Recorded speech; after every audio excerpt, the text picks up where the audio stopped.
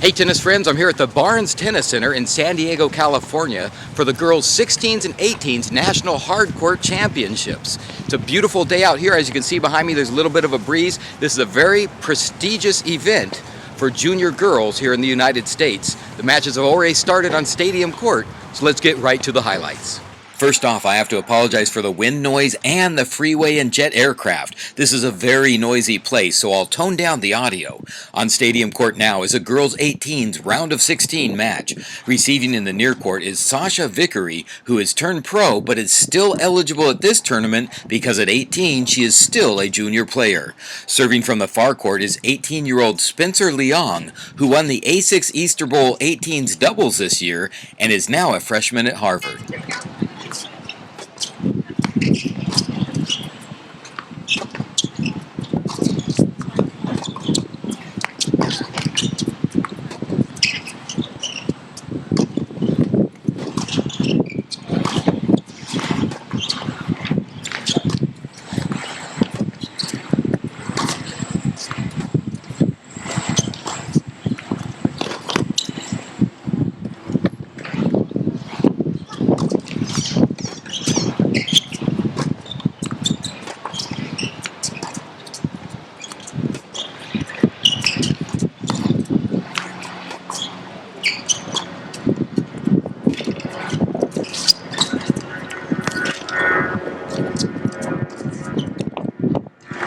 Now Sasha Vickery to serve from the near court.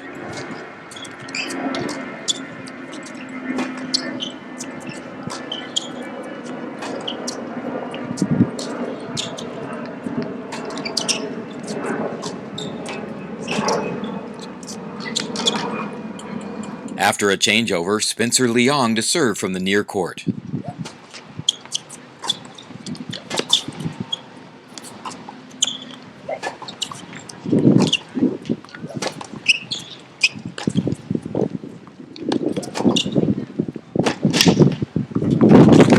After another changeover, Sasha Vickery to serve.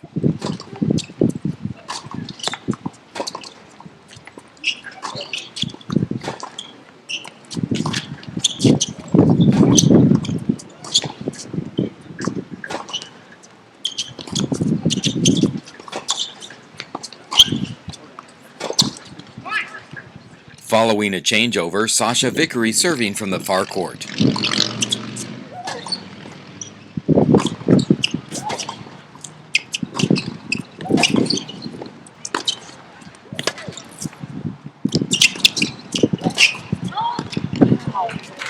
Spencer Leong serving.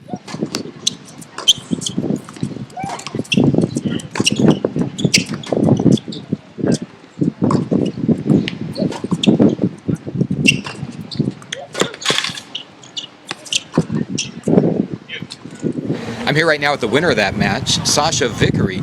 Sasha, I'm not saying that first set was easy, but you certainly dominated out there the first set.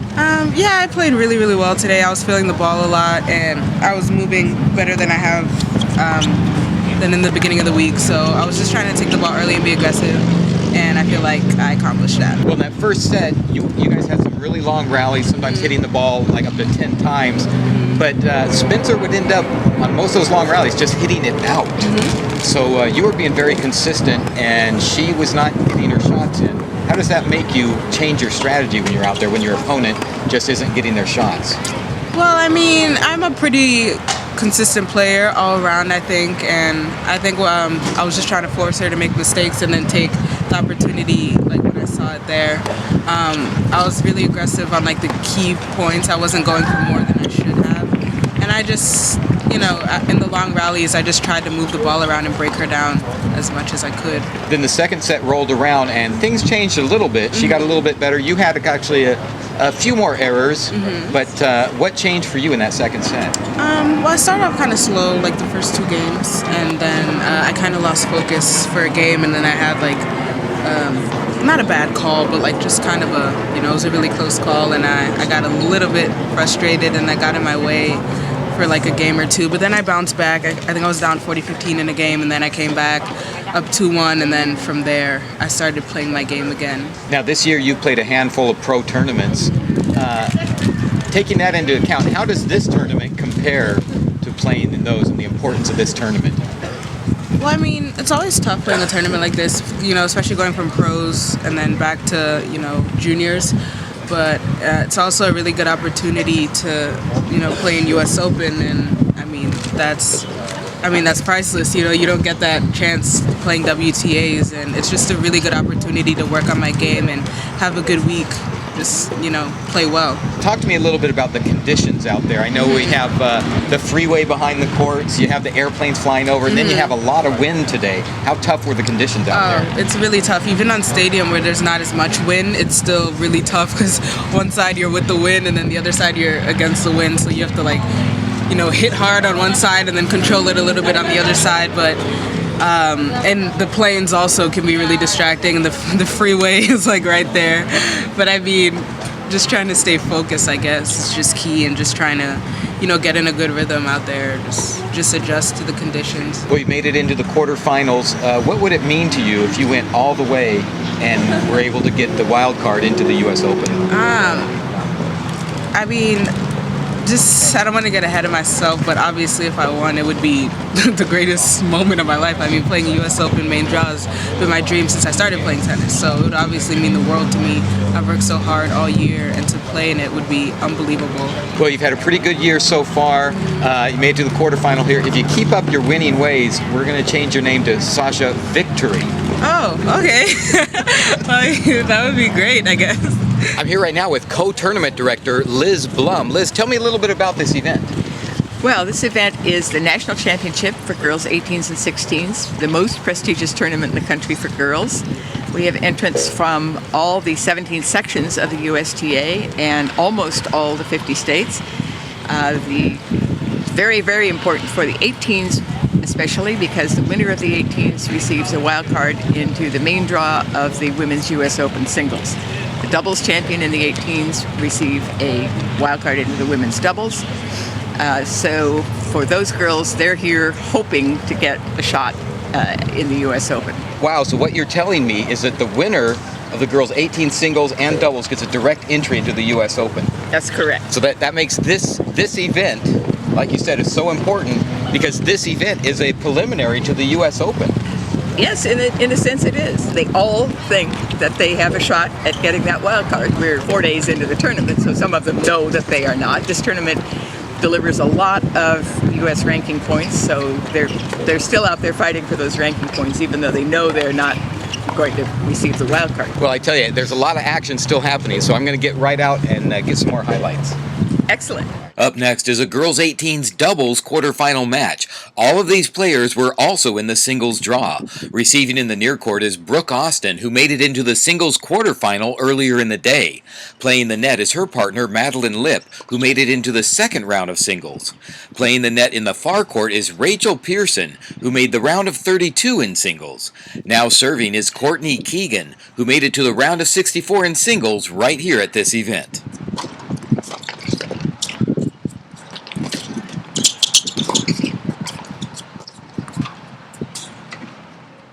Now Brooke Austin to serve to Rachel Pearson.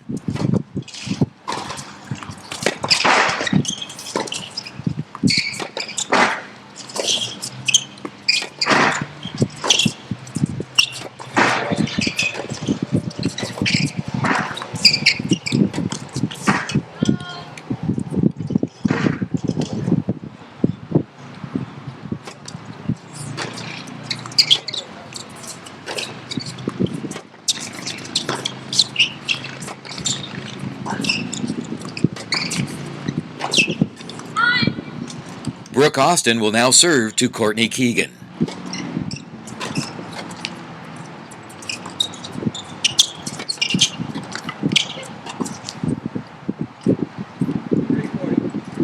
Now Rachel Pearson to serve from the far court to Madeline Lip.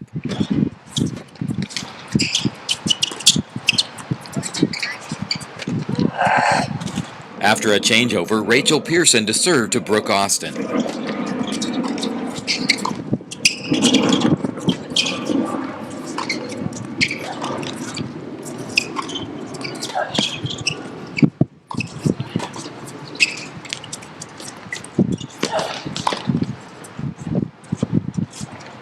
Now Madeline Lip to serve to Rachel Pearson.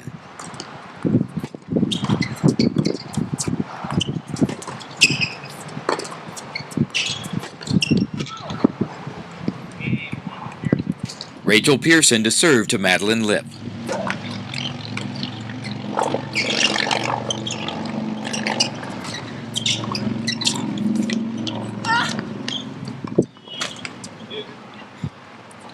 I'm here with the winners of that match, Courtney Keegan and Rachel Pearson. Courtney and Rachel, that was a tough match out there today. Yeah, it's a good match, but we just stayed aggressive and made sure we made our volleys at net and really poached. So we Aggressive serves, yeah, setting up the point nicely. first serves, coming off second serves. We're just making sure we're coming forward consistently. Now you guys are from different states. Rachel, you're from Georgia? No, No, I'm you're from Georgia. She's from okay. Georgia. You're from Georgia. You're from New Jersey. Princeton, yeah. So how did you guys hook up to team up for this event all the way in Southern California? Well, I originally wasn't going to play the tournament, and then at the last second, I decided to play, and didn't really have a partner. And I saw Rachel didn't have a partner yet, so Yeah. we had never played together before, Yeah. so I decided to. It worked out really nicely. Yep. Got really, really lucky. So what you're telling me is that you guys have never played before together, and you hooked up just for this tournament, Yeah. and now you're in the semifinal. That's got to feel pretty good. Yeah, I think our games go really nicely with each other. We both play aggressive. We both have big serves, and she's great volleys. She's got the touch. I occasionally make some. She sets me up at the net, so she makes it easy on me. So it just works out. Yeah, I think we played like 4 games together, like as a practice. At practice the day before. Day before. And Hadn't talked. Nope. Really. We were just like, okay, Well, let's do it. let's yeah. do it. Well, you realize this goes completely against anything I talk about on my site about being partners and practicing together for a long period of time. Exactly. Well, you guys have made it into the semifinal. Do you know who you play yet? No. No, okay, I don't either. But I know that the lineup is some really tough competitors out there. Yeah. So how do you guys feel about the potential of winning and maybe even going to the U.S. Open? Well, I'm taking it one match at a time, 1 point at a time, and when we do that, I think, we play our best tennis, and who knows what's going to happen. I mean, we can't get ahead of ourselves. Yeah. I mean, we just play to the best of our ability, and if it works out, it works out. Well, I saw a lot more matches here today than I was able to feature in my program. That's because at the Barnes Tennis Center, much like any other facility, they only have one center court that has really good camera access from the baseline. The other courts are great courts, but I just couldn't get my camera out there to show you all the activity. And trust me, there was a lot of great matches on the outer courts that I was able to see. And that's why I always encourage you to come down to your local, or in this case, national events, so you can see a lot more tennis and you can see the future of United States tennis at something like this event. Well, that's going to wrap up my coverage from the girls 16s and 18s National Hardcourt Championships. I'll see you next time with a lot more tennis outside the lines.